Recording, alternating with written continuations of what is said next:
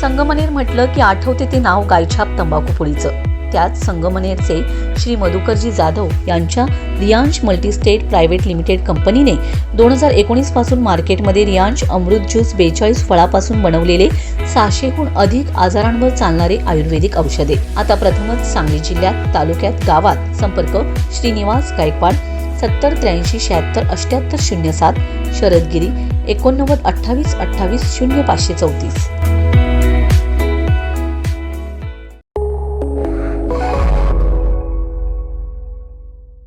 नमस्कार, मी मयुरी आणि आपण पाहत आहात 7 स्टार न्यूज। 31 डिसेंबर रोजी श्रमिक वर्गातील कामगारांनी नववर्षाचे स्वागत आध्यात्मिक व समाज प्रबोधनात्मक उपक्रमातून करत एक वेगळा आदर्श निर्माण केलाय।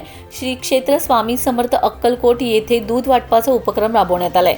कामगार वर्गामध्ये जनजागृती व्हावी, व्यसनमुक्तीचा संदेश पोहोचावा या उद्देशाने हा उपक्रम आयोजित करण्यात आला असून या अभिनव उपक्रमास यंदा 16 वर्ष पूर्ण झालेत। नाना महाराज कोयनानगर यांच्या कृपा आशीर्वादाने तसेच कैलासवासी हनुमंत कारंडे महाराज यांच्या संकल्पनेतून मसूचीवाडी ते अक्कलकोट श्री स्वामी समर्थ महाराज पालखी सोहळ्याचे आयोजन दरवर्षी करण्यात येते। या पालखी सोहळ्यालाही यंदा 16 वर्षाचा गौरवशाली टप्पा पूर्ण झालाय। सांगली जिल्हा गवंडी सुतार सेंट्रिंग कामगार संघटनेच्या वतीने या वर्षापासून व्यसनाला बदनाम करूया या विशेष मोहिमेची सुरुवात करण्यात आली।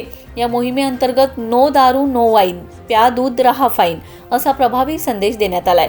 तसेच सन 2025-26 या कालावधीत व्यसनमुक्त जीवन जगणाऱ्या व्यक्तींना व्यसनमुक्त पुरस्काराने सन्मानित करण्यात येणार असल्याची माहिती जिल्हाध्यक्ष श्रीनिवास गायकवाड व अष्टविनायक श्रमिक ग्रुपचे अध्यक्ष सुनील घेवदे यांनी दिले।